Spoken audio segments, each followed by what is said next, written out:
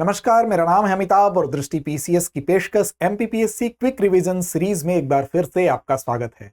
जैसा कि आप जानते हैं कि इस सीरीज में हम कुल 13 एपिसोड लेके आपके सामने आ रहे हैं।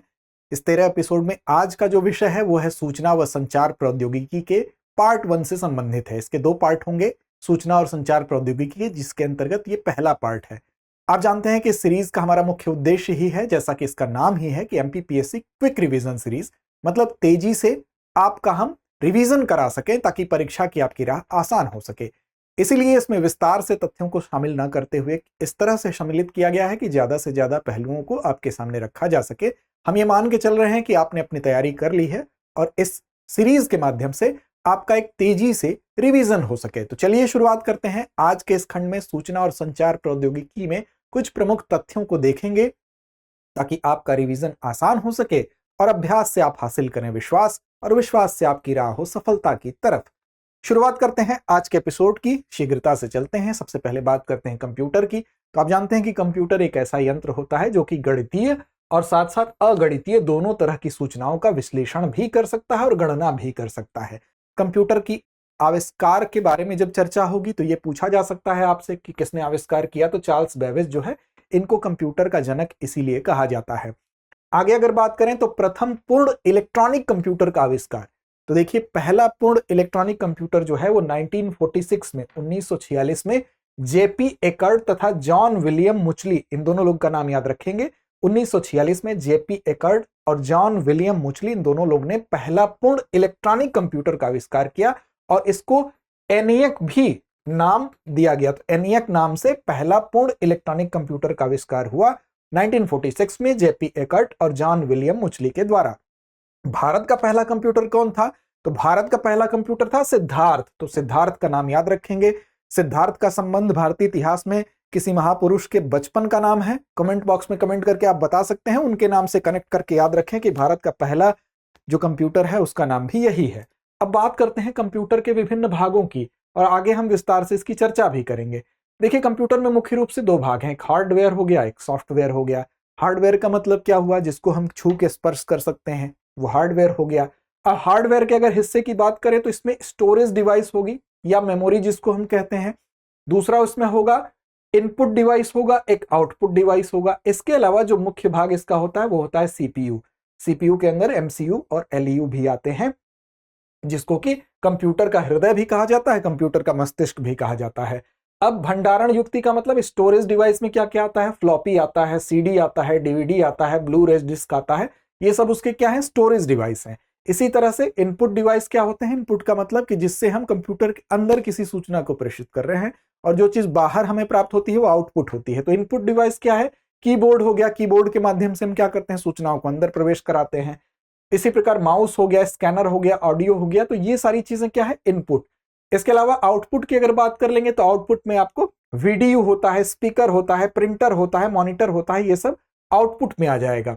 तो आउटपुट डिवाइस हो गया। और सीपीयू आपको आगे हम विस्तार से बताते हैं। दूसरा हिस्सा है सॉफ्टवेयर। सॉफ्टवेयर में क्या होगा? सॉफ्टवेयर हो सकता है आपका सिस्टम सॉफ्टवेयर भी हो सकता है, एप्लीकेशन सॉफ्टवेयर भी हो सकता है और कस्टम सॉफ्टवेयर भी हो सकता है। तो ये कंप्यूटर के मोटा मोटी भाग है, इनको आप देख लें। अब देखिए हार्डवेयर क्या होता है। मैंने शुरू में ही बताया कि कंप्यूटर की जो भौतिक बनावट होती है, जिस रूप में कंप्यूटर दिखाई दे रहा है, जिसको स्पर्श करके आप छू सकते हैं, वो क्या है? छू के जिसको महसूस करें वो हार्डवेयर हो गया।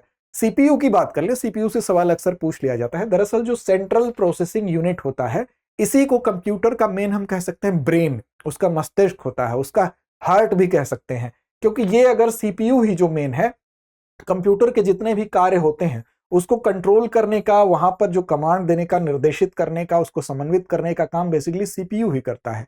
इसीलिए इसको ब्रेन या हार्ट भी कहा जाता है। डाटा को ये निर्देशानुसार प्रोसेस करने का काम करता है। तो बेसिकली कई बार तो आपसे फुल फॉर्म ही पूछ लिया जाता है। तो सेंट्रल प्रोसेसिंग यूनिट सीपीयू का फुल फॉर्म है और इसको किन उपमाओं से जाना जाता है ये आप याद रखेंगे। फिर माइक्रो प्रोसेसर। अगर माइक्रो प्रोसेसर की बात करें तो ये क्या होता है? ये सीपीयू का ही एक हिस्सा होता है जो मूल रूप से जितने भी विश्लेषण वाले काम होंगे, विश्लेषणात्मक कार्यों के लिए प्रमुख भूमिका निभाने का काम क्या करता है? माइक्रो प्रोसेसर करता है।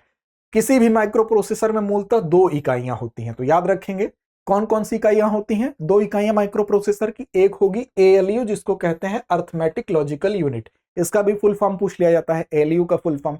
तो ALU बेसिकली माइक्रो प्रोसेसर का पहला भाग है, जिसका फुल फॉर्म है अर्थमेटिक लॉजिकल यूनिट। जैसा कि नाम ही है इसका, अर्थमेटिक लॉजिकल यूनिट, इसका मतलब ये सभी तार्किक और गणितीय जितनी भी प्रक्रियाएं होंगी उसको संपन्न करने का काम ALU करेगा, अर्थमेटिक लॉजिकल यूनिट करेगी।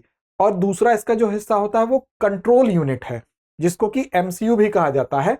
इसका काम क्या होता है, तो इसका काम भी देख लिए, ये माइक्रो प्रोसेसर की सारी इकाइयों के बीच में व्यवस्था बनाए रखना इसका काम होता है। मेमोरी CPU का दूसरा महत्वपूर्ण अंग है, मेमोरी भी ध्यान रखेंगे। स्मृति या मेमोरी, ये प्राथमिक स्मृति को ही CPU का हिस्सा माना जाता है, जो प्राइमरी मेमोरी होगी उस वही CPU का पार्ट माना जाता है। इनपुट डिवाइस, आउटपुट डिवाइस, कई बार आपको एग्जांपल देख के पूछ लिया जाता है कि इसमें से इनपुट डिवाइस कौन है, आउटपुट डिवाइस कौन है। तो ध्यान रखिएगा, सिंपल सी बात है कि इनपुट डिवाइस का मतलब कि जहां पर आप इनपुट कर रहे हैं और सूचना कंप्यूटर के अंदर जा रही है, और जो भी चीज बाहर आ रही है वो आउटपुट डिवाइस है।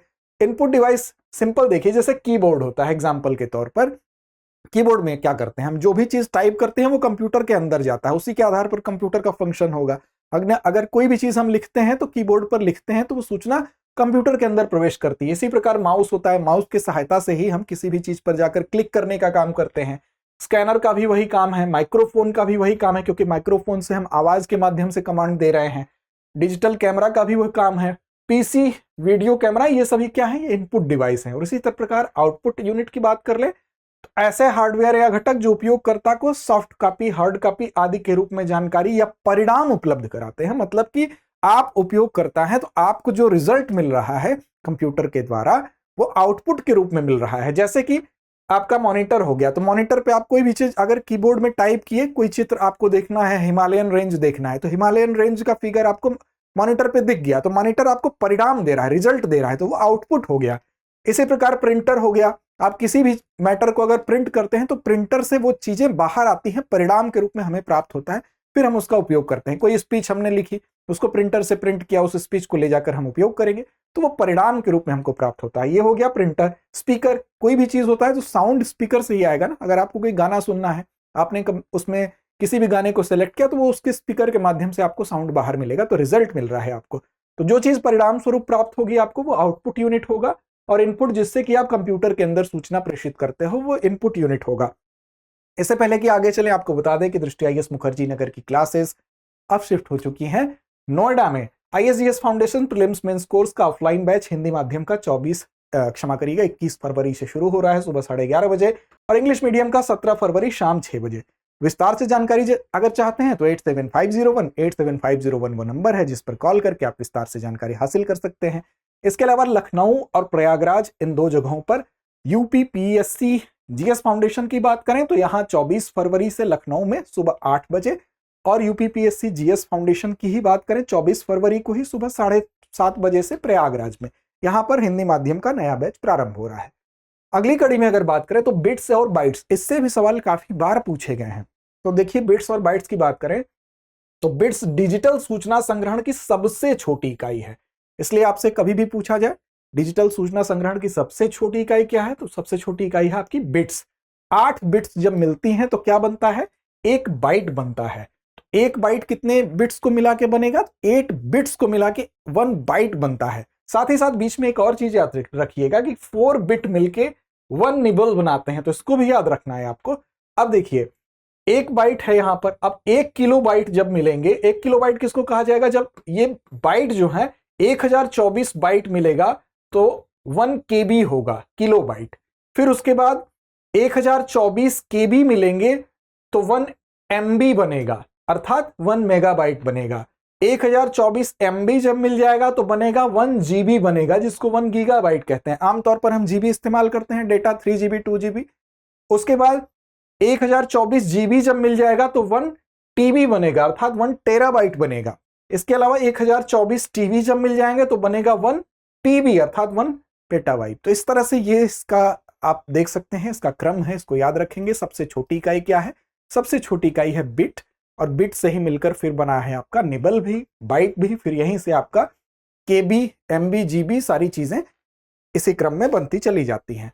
अब प्रोग्रामिंग की भाषाओं पर एक नजर डाल लें। अगर प्रोग्रामिंग की भाषाओं की बात करें तो देखिए, ये भाषाएं आपको कई तरह की दिखाई दे रही हैं। जैसे एक निम्न स्तरीय भाषा होगी, निम्न स्तरीय भाषा के बाद उच्च स्तरीय भाषा होगी, जिसको तीसरी पीढ़ी की भाषा कहते हैं। फिर आपकी चौथी पीढ़ी की भाषा आ जाएगी, डोमेन आधारित जो भाषा होती है। फिर पांचवी पीढ़ी की भाषा आ जाती है जिसमें कि एआई का इस्तेमाल होता है, आजकल जो देखने को मिल रहा है। जो निम्न स्तरीय भाषा होती है इसमें मशीनी भाषा होगी, जिसको कि पहली पीढ़ी की भाषा कहते हैं। दूसरी होगी असेंबली भाषा, इसको दूसरी पीढ़ी की भाषा कहते हैं।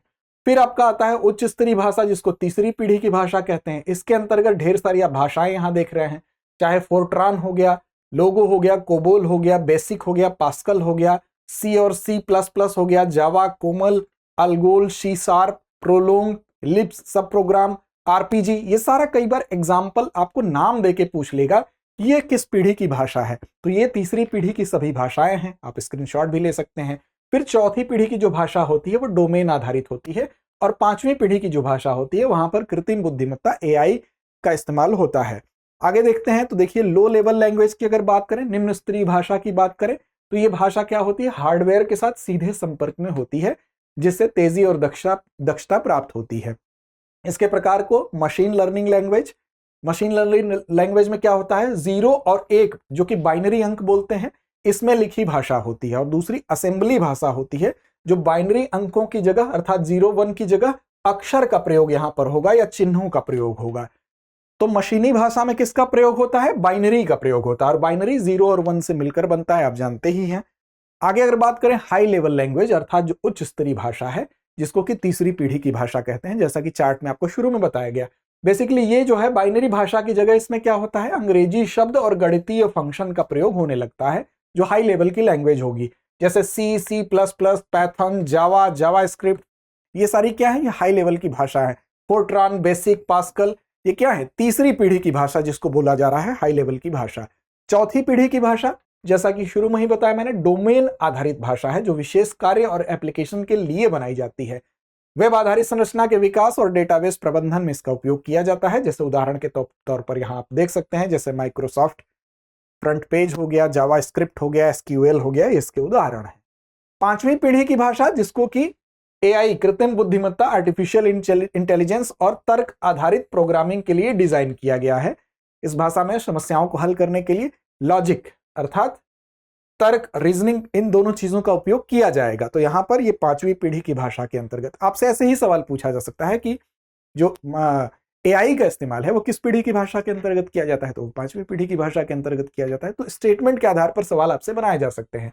अब देखिए मॉडेम क्या होता है, तो कंप्यूटर का जो डिजिटल संदेश होता है उसको ये कन्वर्ट करेगा एनालॉग संकेत में, और फिर एनालॉग में बदलकर टेलीफोन लाइन के माध्यम से दूसरे कंप्यूटर में, जो कि उसको ग्रहण करने वाला कंप्यूटर होगा, संग्राहक कंप्यूटर होगा, वहां तक इसको पहुंचाएगा।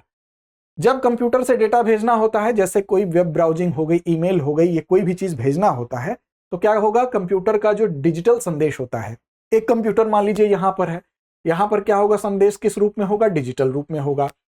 अब इस डिजिटल संदेश को किसी भी वायर के माध्यम से दूसरे कंप्यूटर तक ये पहुंचेगा, यहां तक ये पहुंचेगा, तो ये डिजिटल रूप में यहां से यहां नहीं पहुंचेगा, फिर इसको बदलना पड़ेगा एनालॉग संकेत के रूप में। तो यहां से ये बदलेगा एनालॉग संकेत के रूप में, फिर यहां पर जाएगा तो एनालॉग से फिर डिजिटल में यहां पर कन्वर्ट होगा। तो बेसिकली जो मॉडेम है, मॉडेम आप देखेंगे डिजिटल संदेश को फिर से वो एनालॉग में कन्वर्ट होगा, करेगा, और यहां पर टेलीफोन लाइन या जो भी सामान्य संचार माध्यम होता है उसमें एनालॉग ही गतिशील होगा। फिर वहां पर इस पूरी प्रक्रिया को क्या कहेंगे, डिजिटल बदल रहा है एनालॉग में, उसको क्या कहा जाएगा, मॉड्यूलेशन कहा जाएगा। फिर डिजिटल डेटा को एनालॉग सिग्नल में बदलने की ये प्रक्रिया है, मतलब डिजिटल जब एनालॉग में बदल रहा है तो क्या कहा जा रहा है, मॉड्यूलेशन कहा जा रहा है। फिर उसका डीमॉड्यूलेशन होगा, क्योंकि यहां पर फिर जरूरत हमको एनालॉग में कन्वर्ट हो गया, फिर से डिजिटल में जब कन्वर्ट होगा तभी तो दूसरे कंप्यूटर में दिखाई देगा। तो यहां पर फिर से वो डिजिटल में जब कन्वर्ट होगा तो उसको डीमॉड्यूलेशन कहा जाएगा। अर्थात जब संग्राहक कंप्यूटर या रिसीविंग कंप्यूटर है वहां तक जब सिग्नल पहुंचता है, एनालॉग संकेत को फिर से डिजिटल डेटा में बदलेगा ये मॉडेम, और यहां पर इस प्रक्रिया को डीमॉड्यूलेशन कहा जाता है। तो ये प्रक्रिया होती है, फिर दूसरे कंप्यूटर में वो डिजिटल रूप में सूचना दिखाई देती है, कोई भी ईमेल। फिर क्या है, टेलनेट टेलीफोनी, तो इंटरनेट पर उपलब्ध एक ऐसी सुविधा है जिससे हम दुनिया के किसी भी व्यक्ति से संपर्क कर लेते हैं, टेलनेट टेलीफोनी उसको कहा जाता है। इंटरनेट प्रोटोकॉल क्या है, तो कोई भी सूचना जो होती है उसको दिशा देने के लिए इंटरनेट प्रोटोकॉल का इस्तेमाल किया जाता है। पिकासा का नाम आप जानते ही हैं कि एक फोटो शेयरिंग वेबसाइट है, और इसमें इमेज ऑर्गेनाइजर के साथ ये संबद्ध होती है। फोटो से संबंधित है पिकासा, याद रखिएगा, इमेज से संबंधित है। हैकिंग आप सभी जानते हैं, हैकिंग में क्या किया जाता है, किसी भी कंप्यूटर प्रणाली में जानबूझकर अगर अनधिकृत रूप से प्रवेश करना हैकिंग कहलाता है। जानबूझकर हम दूसरे के कंप्यूटर को अपने तरीके से हैंडल करने लगे तो इसको हैकिंग कहा जाएगा। वर्ल्ड वाइड वेब क्या है ये, तो इसके संस्थापक कौन थे, टिम बर्नर्स-ली। कई बार परीक्षाओं में पूछा गया है, तो याद रखिएगा www अर्थात वर्ल्ड वाइड वेब के आविष्कारक कौन है, टिम बर्नर्स-ली हैं। प्रथम वेबसाइट जो बनी थी उसके निर्माण का श्रेय भी आपको टिम बर्नर्स-ली को ही दिया जाता है, तो इसको भी आप याद रखेंगे। फिर है हॉटमेल। हॉटमेल क्या है, तो देखिए हॉटमेल जो है इंपॉर्टेंट इसलिए भी हो जाता है क्योंकि इसका जो आविष्कार किया था वो एक भारतीय ने किया था। हॉटमेल जो फ्री ईमेल सेवा के जन्मदाता है एक भारतीय सबीर भाटिया है, तो इनका याद रखिएगा आप नाम। हॉटमेल के जन्मदाता सबीर भाटिया हैं जो कि एक भारतीय हैं। इंटेल कंपनी की स्थापना किसने की, तो बॉब नोई और गॉर्डन मूरे। कमेंट करके बताएं कि इंटेल कंपनी किससे संबंधित है। हर लैपटॉप में कंप्यूटर में अक्सर आप देखते होंगे, ये लोगो देखते होंगे इंटेल का, तो कमेंट करके बताएं। मोबाइल फोन के आविष्कारक, हर व्यक्ति के हाथ में मोबाइल है, क्या आप जानते हैं मोबाइल फोन के आविष्कारक कौन थे, तो देखिए मोबाइल फोन के आविष्कारक थे मार्टिन कूपर। बेसिकली जो मोटोरोला कंपनी थी, मोटोरोला कंपनी में रिसर्च एंड डेवलपमेंट की हेड थे, और ये 3 अप्रैल 1973 को डॉक्टर कूपर ने मोटोरोला के द्वारा ही निर्मित पहला वाणिज्यिक रूप से कार्यशील जो मोबाइल फोन था जो कि डायनाटेक 8000X पर, इसी मोबाइल इसका नाम था, वाणिज्यिक रूप से कार्यशील पहला मोबाइल, इस पर पहला कॉल इन्होंने ही किया, और यह दुनिया का पहला मोबाइल कॉल था जो कि डॉक्टर कूपर ने किया था। उन्होंने न्यूयॉर्क शहर की सड़कों पर खड़े होकर यह कॉल किया था। तो अपने आप में जिस वक्त इन्होंने कॉल किया, इन्हें भी शायद ये बात पता नहीं थी कि ये मोबाइल एक समय विश्व में एक क्रांति लाएगी। तो हम कह सकते हैं डॉक्टर कूपर जो कि मोबाइल फोन के आविष्कारक थे। इंटरनेट का जन्मदाता कौन था, तो देखिए विंटन कर्फ इनका नाम है, अमेरिकी हैं, इनको माना जाता है कि इंटरनेट के जन्मदाता थे। और एआई आजकल काफी प्रचलन में है, आर्टिफिशियल इंटेलिजेंस की अगर बात करेंगे तो जॉन मैकार्थी को इसका जनक माना जाता है, फादर ऑफ एआई कहा जाता है। जेरी यंग और डेविड फिलो, इन दोनों लोगों ने मिलकर एक सर्च इंजन yahoo.com की स्थापना की थी। तो जेरी यंग और डेविड फिलो, इनका नाम भी आपको याद रखना है, परीक्षाओं में पूछा जा सकता है कि yahoo.com की किसने इस सर्च इंजन की स्थापना की थी। फिर पर्सनल कंप्यूटर का जन्मदाता, जो व्यक्तिगत कंप्यूटर पर्सनल कंप्यूटर है, उसके जन्मदाता के तौर पर जाने जाते हैं हेनरी एडवर्ड रॉबर्ट, इनको कहा जाता है। तो देखिए केवल कंप्यूटर की बात आई तो फादर ऑफ कंप्यूटर की बात आई तो चार्ल्स बेबेज का नाम लिया गया, लेकिन जब बात आई पर्सनल कंप्यूटर का जन्मदाता तो आप याद रखेंगे हेनरी एडवर्ड रॉबर्ट। बिल्कुल कंफ्यूज नहीं होना है, क्योंकि कई बार दो कथन देके आपको दोनों का नाम देगा और इससे आपको कंफ्यूजन हो सकता है। तो पर्सनल कंप्यूटर से संबंध है हेनरी एडवर्ड रॉबर्ट का। इसके बाद भारत की एक कंपनी है टाटा कंसल्टेंसी सर्विसेज, भारत की सबसे बड़ी सॉफ्टवेयर कंपनी है, इस लिहाज से यह महत्वपूर्ण है। एडम ऑसबर्न लैपटॉप कंप्यूटर के जन्मदाता थे, जो आज लैपटॉप आप देख रहे हैं, तो एडम ऑसबर्न, ये भी इंपॉर्टेंट है, काफी इंपॉर्टेंट है, लैपटॉप भी काफी प्रचलित है, अभी भी प्रचलित है। तो एडम ऑसबर्न जो थे वो लैपटॉप कंप्यूटर के जन्मदाता थे। पास्कल क्या है, तो पास्कल बेसिकली उच्च स्तरीय भाषा है। शुरू में ही जब आपको बताया गया तो भाषाओं में इस भाषा को इंगित किया गया था। तो पास्कल क्या है, उच्च स्तरीय भाषा है। इसका नामकरण जो प्रसिद्ध गणितज्ञ थे ब्लेज पास्कल, उन्हीं के नाम पर इसका नाम रखा गया है, उच्च स्तरीय भाषा का नाम रखा गया है। कोरल ड्रॉ बेसिकली क्या है, सॉफ्टवेयर है, इसका प्रयोग डेस्कटॉप पब्लिशिंग डीटीपी में किया जाता है। एक्यूमुलेटर क्या है, सूचनाओं को भंडारित करने वाले रजिस्टर को कहते हैं। और सीडी और hard disk secondary storage device इनको कहा जाता है। आपसे ये भी पूछा जा सकता है कि सीडी और हार्ड डिस्क को कौन सी डिवाइस के रूप में जाना जाता है, प्राथमिक या सेकेंडरी, तो सेकेंडरी है, ध्यान रखिएगा, सेकेंडरी स्टोरेज डिवाइस के तौर पर इसको जाना जाता है। मोजाइक क्या है, तो मोजाइक प्रथम वेब ब्राउजर था। किस अन्य वेब ब्राउजर का नाम आप जानते हैं, कमेंट करके तुरंत बताएं। मोजाइक क्या है, तो ये पहला वेब ब्राउजर था। इसके बाद टेली की अगर बात करें तो अकाउंटिंग सॉफ्टवेयर था। इस कंपनी का संक्षिप्त नाम सृजित करने के लिए 4 कैरेक्टर का उपयोग किया जाता है। फिर inkjet printer non impact printer है। अब ध्यान दीजिए, इंकजेट प्रिंटर का जब नाम आएगा तो नॉन इंपैक्ट प्रिंटर, तो इंपैक्ट प्रिंटर क्या होता है, नॉन इंपैक्ट क्या होता है, दोनों को ध्यान दें। तो देखिए जो इंपैक्ट प्रिंटर होता है, इस प्रकार के प्रिंटर में एकदम साधारण भाषा में अगर कहें तो इंपैक्ट प्रिंटर का मतलब जो भी प्रिंटर होगा उसमें दबाव देने वाली कोई चीज होगी, ठप्पा मारने वाली कोई चीज होगी, वो उसको प्रिंट करेगा, उस कागज पर प्रिंट करेगा, उस सतह पर प्रिंट करेगा। और दूसरा है नॉन इंपैक्ट का मतलब उस पर दबाव देने वाली, प्रेशर देने वाली कोई चीज नहीं होगी, हवा से ही एक छिड़काव होगा और उस छिड़काव के माध्यम से प्रिंट हो जाएगी चीज, सिंपल भाषा में समझिए। अब उसको यहां देखते हैं तो देखिए इंपैक्ट प्रिंटर का मतलब एक प्रकार का प्रिंटर में प्रिंट हेड जो होगा वो पेपर पर सीधे दबाव डालता है, जैसे कि डॉट मैट्रिक्स प्रिंटर होता है। इसमें प्रिंट हेड क्या होगा, पेपर से टकराएगा, उसमें इंक छपेगी और उसके बाद एक शारीरिक प्रभाव उसमें उत्पन्न होता है और वहां पर जो भी प्रिंट होना होगा मैटर प्रिंट हो जाएगा। नॉन इंपैक्ट प्रिंटर क्या होता है, इस प्रकार के प्रिंटर में जो प्रिंट हेड होगा या कोई अन्य ऐसा उपकरण होगा जिसका पेपर से संपर्क होगा, तो ऐसा नहीं होता है।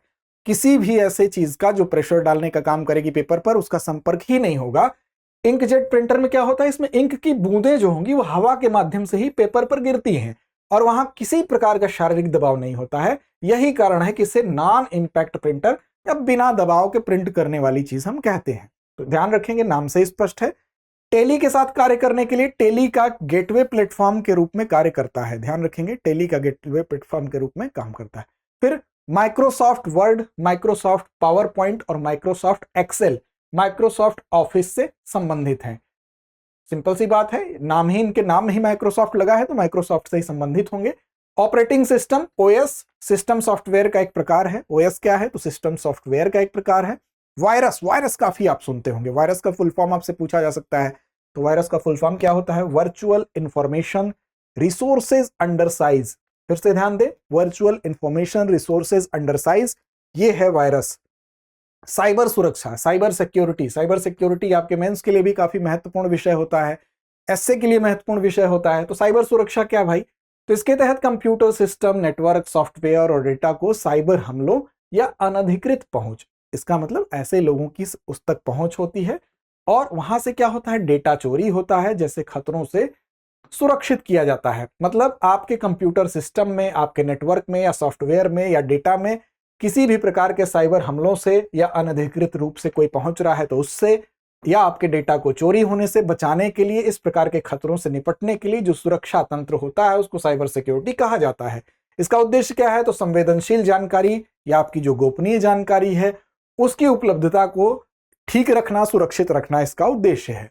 साइबर वार क्या होता है, साइबर युद्ध क्या होता है, जब किसी भी दो देशों के बीच में आजकल जब हर चीज इतनी डिजिटल रूप से उपलब्ध है, डिजिटली रूप से सिक्योर की गई है, तो जाहिर सी बात है अगर साइबर वार होगा तो साइबर वार में हम अगर किन्हीं भी दो देशों के बीच में प्रतिस्पर्धा है तो साइबर वार वहां देखा जा सकता है।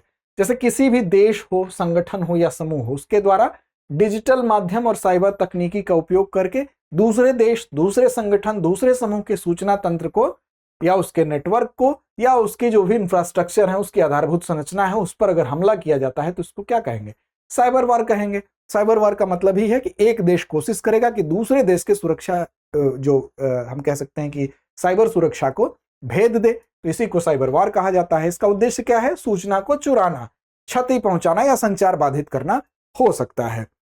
साइबर हमला, साइबर अटैक क्या है, तो किसी भी व्यक्ति, समूह या संगठन के द्वारा कंप्यूटर सिस्टम, नेटवर्क या डिजिटल उपकरणों पर अनधिकृत रूप से पहुंचकर या उसको नुकसान पहुंचाने, डेटा चुराने या सिस्टम को बाधित करने का अगर प्रयास किया जाता है तो उसको साइबर अटैक कहा जाता है। अब साइबर खतरों में कुछ ऑनलाइन गतिविधियां शामिल हो सकती हैं। क्या क्या वो गतिविधियां हो सकती हैं जो साइबर अटैक में हो सकती हैं, तो देखिए एक लॉजिक बम होता है। अगर आपसे यही पूछ दे कि लॉजिक बम क्या है, तो बेसिकली ये एक वायरस का ही प्रकार है। लॉजिक बम क्या है, एक वायरस का टाइप ऑफ वायरस है जो कि एक प्रोग्राम के अंदर छुपा होता है। कोई भी एक प्रोग्राम है, उसमें आपने एक ऐसा वायरस है उसको छुपा के रख दिया और ये फ्यूचर में कभी भी सक्रिय हो सकता है। एक निर्धारित परिस्थिति आएगी या एक ऐसा समय आएगा जब यह सक्रिय होगा और फिर ये उस पूरे सिस्टम को ब्रेक कर सकता है, उसको नुकसान पहुंचा सकता है। तो इसको कहा जाता है लॉजिक बम, जो कि वायरस का एक प्रकार है, किसी प्रोग्राम के अंदर छुपा होता है। इसी प्रकार स्पैमिंग होती है। स्पैमिंग क्या है, तो अनचाही और अवांछित ईमेल या संदेशों का प्रसार है जिसे बड़े पैमाने पर कहीं भेजा जाता है, उसको कहते हैं स्पैम, स्पैमिंग। फिशिंग, फिशिंग क्या है, धोखाधड़ी है। आप धोखाधड़ी करके किसी भी व्यक्ति की अगर संवेदनशील सूचनाएं जो हैं, वो जानकारी है, उसको ले लेते हैं, जैसे किसी का पासवर्ड पता कर लेते हैं, उसके बैंक अकाउंट का विवरण लेते हैं, तो इसको फिशिंग कहा जाता है। वायरस हमले, वायरस हमले आपको पता ही है कि ये भी वायरस भी क्या होता है, एक प्रकार का सॉफ्टवेयर होता है और कंप्यूटर या नेटवर्क में जब ये प्रवेश करता है तो उसको नुकसान पहुंचाएगा, डेटा को नष्ट कर देगा, कंप्यूटर सिस्टम को धीमा कर सकता है। तो ये वायरस होता है। रैंसमवेयर एक वायरस था, काफी चर्चित था। स्मिशिंग क्या होता है? स्मिशिंग बेसिकली जो फिशिंग होता है, और एसएमएस जब फिशिंग के माध्यम से होगा, जब फिशिंग एसएमएस के माध्यम से होगा तो उसको कहेंगे स्मिशिंग। तो याद रखिएगा, एसएमएस फिशिंग इसका नाम है, स्मिशिंग कहा जाता है शॉर्ट में। आपको यह भी पूछा जा सकता है कि स्मिशिंग बेसिकली क्या होता है, तो एसएमएस फिशिंग याद रखिएगा। वेबसाइट पर गलत जानकारी अगर आप देते हो, ये भी उसका एक हिस्सा है। मैलवेयर जो हमले होते हैं, इसमें क्या होता है, जो हानिकारक ये सॉफ्टवेयर है कंप्यूटर या नेटवर्क को नुकसान ये भी पहुंचाएगा, चोरी करेगा वहां से सूचनाओं की, या उस पर निगरानी रखेगा, तो इसको क्या कहते हैं? मैलवेयर हमले कहते हैं। Denial of service, denial of service देखिए क्या होता है, कहीं भी अगर इस प्रकार का हमला होता है जिसमें कि कोई भी सर्वर है या कोई भी नेटवर्क है, उस पर अगर आप जरूरत से ज्यादा ट्रैफिक भेज देते हैं, जरूरत से ज्यादा आप ऐसे ट्रैफिक को भेज देते हैं कि वो निष्क्रिय हो जाता है, ताकि जो असली उपयोग करता है वहां का, वो उससे जुड़ ही नहीं पाता है, वो इन ट्रैफिक से ही उलझा हुआ रह जाता है। तो इस सिचुएशन को क्या कहेंगे? Denial of service. किसी भी सर्विस को हम पूरी तरह से क्या कर दे रहे हैं, इतने ज्यादा वहां पर ट्रैफिक भेज दे रहे हैं कि जो एक्चुअल वहां पर व्यक्ति जाना चाहता है वो पहुंच ही नहीं पा रहा है, उसका लाभ नहीं उठा पा रहा है, तो डिनायल ऑफ सर्विस कहते हैं। ये भी एक चीज है, आपसे पूछी जा सकती है। फिर है cloud computing. Cloud computing basically computing को इंटरनेट के माध्यम से विभिन्न सेवाओं के वितरण के लिए प्रयोग किया जाता है। क्लाउड कंप्यूटिंग के माध्यम से बेसिकली क्या होता है, क्लाउड कंप्यूटिंग आप जानते हैं, इसमें सारी चीजें क्या होती हैं, क्लाउड में सेव होती हैं, ताकि जो आपके कंप्यूटर का जो स्टोरेज होता है वो बचता है, इसमें उसकी दक्षता भी बढ़ती है, काम की समय भी बचता है और लागत भी कम होती है। इसमें विभिन्न संसाधन जैसे डेटा का स्टोरेज करना हो, ये भी क्लाउड में होगा। सर्वर भी, डेटाबेस जो है, नेटवर्किंग सॉफ्टवेयर जैसे टूल, जो एप्लीकेशन है, ये सारे क्या होंगे, क्लाउड से कनेक्ट होंगे। इन फाइलों को हार्डवेयर या स्थानीय भंडारण डिवाइस में सुरक्षित रखने के बजाय हम क्या करते हैं, क्लाउड आधारित जो भंडारण है, यानी दूरस्थ डेटाबेस जो है, उसमें सुरक्षित रखना हम संभव बनाते हैं, तो इसको क्लाउड कंप्यूटिंग कहा जाता है। यह लोगों और व्यवसायों के लिए क्या होता है, लागत में भी इसमें बचत होती है, जो प्रोडक्टिविटी होती है, उत्पादकता, उसमें भी वृद्धि होती है, जो स्पीड होती है, गति होती है, वो भी बढ़ती है, दक्षता बढ़ती है, प्रदर्शन और सुरक्षा जैसे कारकों की वजह से भी ये काफी लोकप्रिय है और एक विकल्प के रूप में अपनाए जा रहे हैं। फायरवॉल, फायरवॉल क्या है, तो किसी कंप्यूटर, डेटा या नेटवर्क को अनधिकृत उपयोगकर्ताओं से सुरक्षा प्रदान करता है फायरवॉल। याद रखिए, कोई भी कंप्यूटर है, डेटा है या नेटवर्क है, उसको अनधिकृत उपयोगकर्ता, मतलब जो उसका उपयोग नहीं जिनको करना चाहिए, उनसे सुरक्षा करने का काम करेगा फायरवॉल। हार्डवेयर अथवा सॉफ्टवेयर के रूप में फायरवॉल हो सकता है, तो ये दोनों रूप में हो सकता है, हार्डवेयर के रूप में भी और सॉफ्टवेयर के रूप में भी, कभी कभी ये दोनों रूप में भी हो सकता है। इंटरनेट पर लैन नेटवर्क की गोपनीयता को बनाए रखने का काम भी ये करता है, अर्थात लोकल एरिया जो नेटवर्क होता है, लैन नेटवर्क होता है, उसकी भी गोपनीयता को ये बनाए रखने का काम करता है। टेलीकम्युनिकेशन अर्थात दूरसंचार, आप जानते हैं दूरसंचार वो प्रक्रिया है जिसके माध्यम से कोई भी सूचना, जैसे कि आपकी आवाज ही हो गई, कोई डेटा हो गया, कोई टेक्स्ट हो गया, कोई वीडियो हो गया, उसको तार या बिना तार वाले माध्यम का उपयोग करके एक स्थान से दूसरे स्थान पर भेजा जाता है, उसी को हम क्या कहते हैं, टेलीकम्युनिकेशन कहते हैं या दूरसंचार कहते हैं।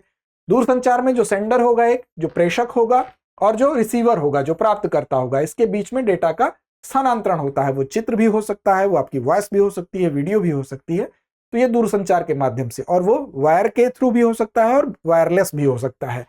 इसमें संचार चैनल जो होगा, कम्युनिकेशन चैनल जो होगा, उसका उपयोग किया जाता है, जैसे कि केबल या ऑप्टिकल फाइबर या रेडियो तरंगे या सैटेलाइट के माध्यम से भी हो सकता है। अब भारतीय दूरसंचार के कुछ प्रमुख संस्थान हैं, इन पर भी नजर डाल ले, इनसे भी सवाल आपसे पूछ सकते हैं, बन सकते हैं।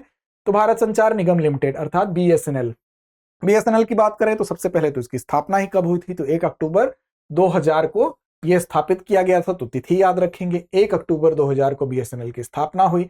दूरसंचार सेवाओं के विस्तार में ये अग्रणी है। ये लैंडलाइन, मोबाइल, ब्रॉडबैंड और सैटेलाइट सेवाएं प्रदान करता है और निजी कंपनियों से प्रतिस्पर्धा और वित्तीय संकट की चुनौती इसके सामने जरूर है। बीएसएनएल 5G सेवाओं और डिजिटल इंडिया मिशन में योगदान के लिए प्रतिबद्ध है। अगला है एमटीएनएल अर्थात जो महानगर टेलीफोन निगम लिमिटेड है, एमटीएनएल, इसके विषय में भी देख लें तो 1 अप्रैल 1986 को इसकी स्थापना हुई। भारत सरकार द्वारा जो महानगर हैं भारत के, वहां पर दूरसंचार जो सेवाएं हैं उनको बेहतर बनाने के उद्देश्य से इसको 1 अप्रैल 1986 को एमटीएनएल को एस्टेब्लिश किया गया। साथ ही साथ ये लैंडलाइन, मोबाइल, ब्रॉडबैंड और फाइबर सेवाओं को प्रदान करता है और इसको नवरत्न का दर्जा भी एमटीएनएल को प्रदान किया गया है, नवरत्न का दर्जा इसको प्राप्त है। फिर है प्रोटोकॉल। प्रोटोकॉल क्या है, तो प्रोटोकॉल बेसिकली नियमों का एक ऐसा समूह है, ग्रुप है, ग्रुप ऑफ रूल्स है, जिसे किसी भी कंप्यूटर नेटवर्क पर इलेक्ट्रॉनिक उपकरणों के बीच डाटा के आदान प्रदान की विधि को परिभाषित करने के लिए प्रयोग किया जाता है, तो इसको कहते हैं प्रोटोकॉल, इसको भी याद रखेंगे। फिर आपका कोएक्सियल केबल, इसका प्रयोग टीवी सिग्नलों को प्राप्त करने हेतु किया जाता है। क्या किया जाता है? टीवी सिग्नलों को प्राप्त करने के लिए। फिर ऑप्टिकल फाइबर अर्थात प्रकाशीय तंतु, कांच या सिलिका के पतले रेशे होते हैं। भारत में प्रकाशीय तंतुओं की व्यवस्था का पहला प्रयोग कब हुआ? तो 1979 में हुआ। ऑप्टिकल फाइबर का प्रयोग कहां किया गया? पुणे में किया गया, तो इसको भी याद रखेंगे। मध्य प्रदेश का प्रथम राज्य, मध्य प्रदेश हम कह सकते हैं कि देश का पहला राज्य है जिसने कि दूर संचार प्रणालियों के लिए ऑप्टिकल फाइबर या प्रकाशीय तंतु का प्रोडक्शन किया, उत्पादन किया। टेलीविजन प्रसारण, उपग्रह संचार, माइक्रोवेव संचार में अंतरिक्ष तरंगों का प्रयोग किया जाता है, तो इसको भी याद रखेंगे कि बेसिकली जो टेलीविजन प्रसारण है, उपग्रह संचार है या माइक्रोवेव संचार है, इसमें किस तरंग का प्रयोग किया जाता है? तो अंतरिक्ष तरंगों का प्रयोग किया जाता है। अगला है तथ्य आपका कि आयन मंडल से 40 मेगाहर्ट्ज तक की तरंगों का ही परावर्तन हो सकता है, क्योंकि 40 मेगाहर्ट्ज से जो ज्यादा की तरंगें होंगी वो आयन मंडल को पार कर जाती हैं, क्योंकि उनमें ऊर्जा का स्तर ज्यादा होता है, वो अंतरिक्ष में चली जाती हैं। ब्लूटूथ क्या है? आप सभी परिचित हैं ब्लूटूथ से। ये एक ऐसी वायरलेस तकनीकी है जिससे कि कम दूरी पर स्थित उपकरणों के बीच में आप आवाज भी एक दूसरे में ट्रांसफर कर सकते हैं, डेटा ट्रांसफर कर सकते हैं। तो ब्लूटूथ हम कह सकते हैं एक वायरलेस टेक्निक है जो कम दूरी तक काम करता है। WiMAX, world wide interoperability for microwave access, इसका फुल फॉर्म है, ये भी आपसे डायरेक्ट पूछा जा सकता है, तो इसको भी याद रखेंगे। ये क्या है? तो एक वायरलेस संचार तकनीकी है जो माइक्रोवेव लिंक के जरिए लंबी दूरी तक डेटा ट्रांसमिशन की सुविधा को प्रदान करता है। वाईमैक्स का उपयोग विशेष रूप से हाई स्पीड इंटरनेट और ब्रॉडबैंड सेवा के लिए किया जाता है। इसी प्रकार डीटीएच है। डीटीएच क्या है? तो टेलीविजन प्रसारण की एक तकनीकी है। इसमें उपग्रह तथा टेलीविजन सेट के बीच किसी ट्रांसमीटर की आवश्यकता नहीं रहती है। अगला है लाइफाई, लाइट फाइडेलिटी। ये तकनीकी क्या है? तो ये एक अत्याधुनिक ऑप्टिकल वायरलेस टेक्नोलॉजी है लाइफाई, जिसे विजिबल लाइट कम्युनिकेशन यानी वीएलसी भी कहा जाता है। तो इसे किसी अन्य नाम से हम जानते हैं तो वीएलसी नाम से जानते हैं, अर्थात विजिबल लाइट कम्युनिकेशन के नाम से जानते हैं। लाइफाई तकनीकी में बाइनरी डाटा के रूप में जानकारी भेजने के लिए रेडियो तरंगों की बजाय किस तरंग का इस्तेमाल होता है? तो एलईडी लाइट का उपयोग होता है। तो याद रखेंगे लाइफाई तकनीकी में एलईडी लाइट का उपयोग किया जाता है। अगला है कि टेलीफोन प्रणाली ध्वनि संदेशों के प्रसारण हेतु सर्किट स्विचिंग का प्रयोग करती है। क्या है सर्किट स्विचिंग? तो ये एक ऐसी तकनीकी है जिसमें दो उपकरण, जैसे कि दो फोन ही मान लीजिए, उनके बीच में एक निरंतर और समर्पित मार्ग या सर्किट बनाया जाता है, तो उसको सर्किट स्विचिंग कहेंगे। जबकि इंटरनेट पैकेट स्विचिंग पर आधारित है। अब इसमें क्या होता है? पैकेट स्विचिंग क्या है? तो इसमें डेटा को छोटे छोटे पैकेट्स में विभाजित कर दिया जाता है और ये पैकेट अलग अलग रास्तों से गंतव्य या डिवाइस तक पहुंचते हैं। जब 2G तकनीक में, देखिए यहां से भी एक सवाल बनता है कि बेसिकली 2.5G क्या होता है? तो 2.5G कब कहा जाएगा? जब 2G तकनीक में जीपीआरएस को जोड़ दिया जाता है। जीपीआरएस क्या होता है? तो जनरल पैकेट रेडियो सर्विस। तो जनरल पैकेट रेडियो सर्विस में जब 2G तकनीकी को जोड़ दिया जाएगा तो उसको 2.5G की संज्ञा दी जाती है। तो हम याद रखेंगे, यहां से भी सवाल बनता है कि जीपीआरएस 2G नेटवर्क पर एक डेटा संचार तकनीकी है जो पैकेट स्विचिंग का उपयोग करती है और 2.5G तब कहा जाएगा जब 2G तकनीकी में जीपीआरएस ऐड हो जाएगा। मॉड्यूलेशन क्या होता है? तो ये एक ऐसी प्रक्रिया है जिसमें किसी भी संकेत को, मैसेज सिग्नल को एक उच्च आवृत्ति वाली कैरियर तरंग यानी कैरियर जो वेव होगी उसके ऊपर मॉडिफाई किया जाता है।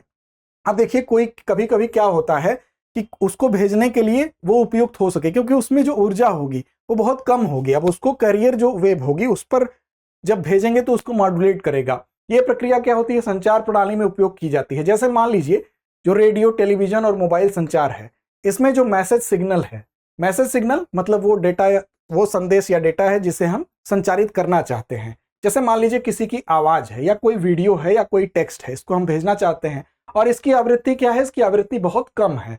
तो ये संकेत क्या करेगा? अब ये सीधे हवा में नहीं भेजा जा सकेगा, बल्कि उसकी दूरी को तय करने की क्षमता क्योंकि बहुत सीमित है तो इसको सीधे हवा में नहीं भेजेंगे।